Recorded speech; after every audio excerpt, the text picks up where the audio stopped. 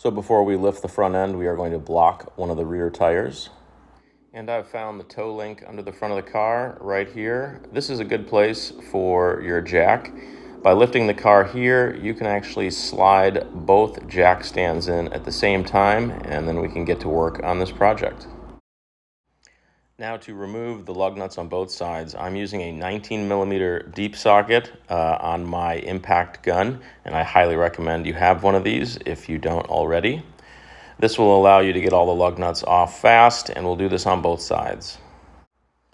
Once we get that wheel out of the way, we can get underneath and take a good look at these struts. This one is all rusted out. Both my struts are original, so 16 years old. On the right side, you'll actually see that this one's all wet with oil. That's actually the fluid inside it that has leaked out. So both of these are bad for different reasons, and we're going to change them today. Now, there's a lot of rusty hardware that needs to come out. I'm a huge fan of PB Blaster. I'll put a link to this in the description along with all the parts I'm using. Once I hit all the relevant bolts with penetrating lube, then I'm going to use a flathead screwdriver and pop off the plastic tabs on top. This will give me access to the 3 bolts holding the top of the strut. Look for a little crease where you can insert your flathead screwdriver, and on the other side is a hinge when you pop this off. With those 3 tabs removed, if we look inside, you can actually see the 3 nuts that we're going to remove. This will take a socket wrench and a 14mm along with an extension, and that'll be pretty easy to get out. I'm going to start at the bottom, and the first thing I'm going to remove is the 12mm bolt and bracket that's holding the brake line in place. It was actually so corroded on there that I had to switch over to my impact gun with the extension and just really kind of blast that thing off. I actually put a wrench underneath it because that piece of metal was starting to bend.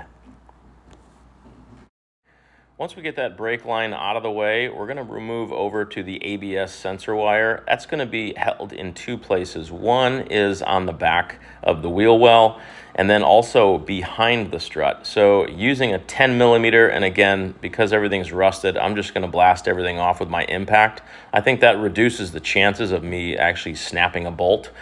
So that back bolt came out pretty easily. So it's kind of weird to get at the one behind the strut. I can't use my impact tool. So what I'm going to end up doing is just using a socket wrench and reaching behind and fitting that 10mm on the bolt. And then I'm just going to really muscle it and break it free. And luckily, I was able to do this without stripping any hardware, and I will be able to use everything again once I install the new strut. Now, it's recommended you replace your sway bar links if they're old, but I replaced mine last year, so I'm using a 19mm to try and spin off the nut. It won't work, so I'm going to have to use a 19mm wrench and a 6mm Allen key to manually take off that top bolt. I'll put a link above on how I did this job last year.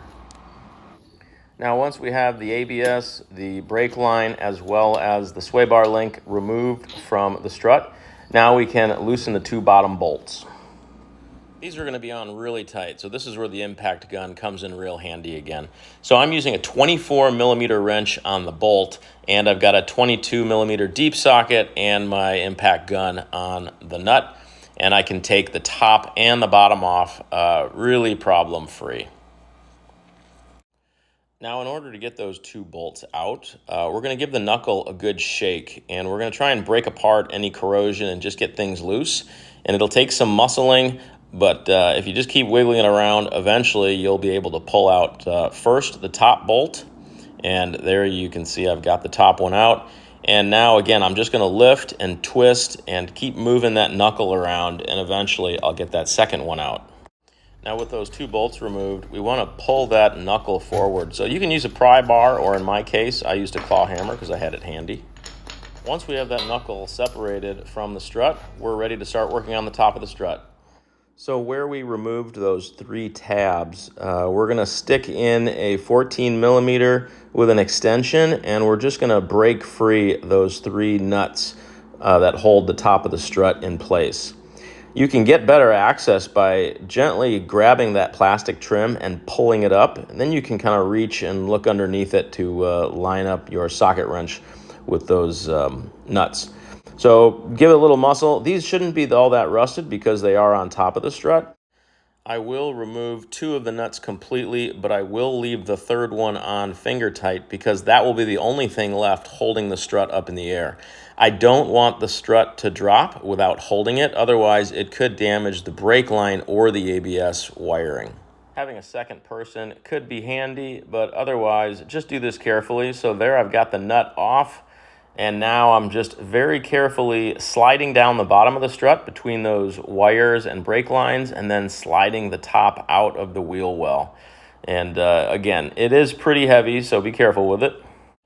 I'll put a link to the parts I'm using in the description, but now's a good time to just lay your old and new struts side by side to make sure they're a good fit. They do look good, so I'm going to spin off the 15mm nuts on this new strut, and I will start the installation process. So I'm going to stick the bottom of the strut in carefully, avoiding the brake line and ABS wire, and giving myself room to slide the top of the strut into place.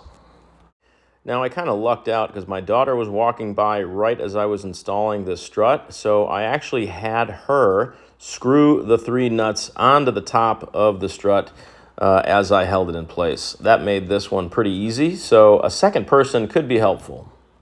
Now I will snug these down, and again, these are 15mm nuts, but I won't torque them until the car is resting on the ground. It's now time to replace the 2 bolts that hold the knuckle to the bottom of the strut. Mine actually didn't line up, and so what I ended up doing was kind of pushing that knuckle into place, but then using a large screwdriver to kind of push it through the knuckle and then line up the holes so that I could slide those bolts in place. Here you can see me kind of playing with the screwdriver and a flashlight in order to get all of those holes lined up. Once I did that, then I was able to kind of push and twist, and a little bit of grease probably would have been helpful. But I just muscled those 2 bolts into place. We are ready to spin the nuts back on, and I'll do that by hand. And then once again, I'm going to use the impact gun because everything is kind of rusty, and that 24mm box wrench. And this makes quick work of putting these nuts back on. Now I still need to set the torque on these bolts, but first I will put the brake line back on. So again, that is a 12mm, and I'm just going to screw that on to the strut bracket hand tight. Next, I will replace the 2 bolts that hold the ABS wire. One holds it to a bracket on the back of the wheel well. Then the second bolt holds the ABS wire in place on the back of that strut. Next, we're going to secure the top of the sway bar link that we disconnected. So we're going to put that bolt back on, and we're going to use a 19mm box wrench to hold it in place. And I'll use a 6mm Allen key to tighten things up. And again, I'll just get these hand tight. Now I'm going to set the torque on these flange nuts to 116 foot-pounds. Now that's 116 foot-pounds for both the top and bottom. I will put the torque specs in the description as well. Once we do that, we can now put the wheel back on and tighten the lug nuts. We'll set the torque to 80 foot-pounds once we get the car back on the ground. Once we're finished with the wheel, remember we have not set the torque on the nuts holding the top of the strut. So up on top of the engine, we are going to set the torque to 43 foot-pounds for each nut on the top of the strut. After setting torque, you can now replace the 3 covers that you removed from that plastic trim. When you're done with the struts on both sides of the car, you can then focus on pushing that top cowl back into place. Then thread the weather seal back across the cowl and push all of its clips down into place. Thanks for watching. Check out the description for more information and hit that subscribe button if you'd like to see more videos.